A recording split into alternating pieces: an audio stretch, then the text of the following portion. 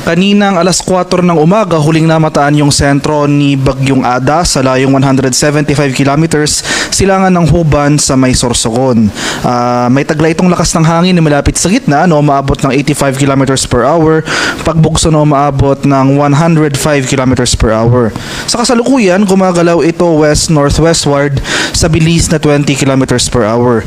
So makikita natin dito sa ating latest satellite images itong mga makakapal na kaulapan na kasalukuyang nakakaapekto dito sa Southern Luzon at malaking bahagi ng Visayas. Ito yung mga rain bands na associated directly kay Bagyong Ada. Samantala, itong northeast monsoon o yung malamig na hanging amihan patuloy na nakakaapekto naman dito sa area ng Northern and Central Luzon.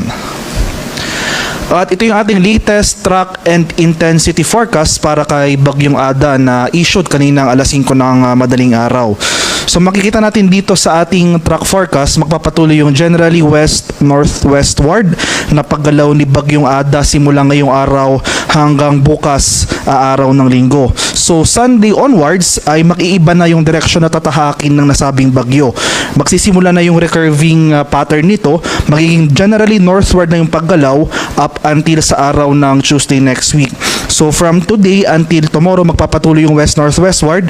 So starting sa araw ng Sunday ay generally northward and then northeastward yung paggalaw. So magre-recurve yung direction ni Ada. So kumbaga lilihis ito papalayo sa ating bansa.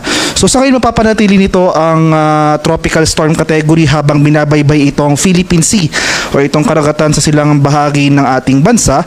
Pero habang binabaybay nito ang karagatan, hindi natin naalis yung posibilidad ng further intensification into a severe tropical storm. So mapapanatili dito ang lakas bilang isang tropical storm and then after recurving ay hihina ito bilang isang tropical depression category sa araw ng Wednesday and Thursday next week.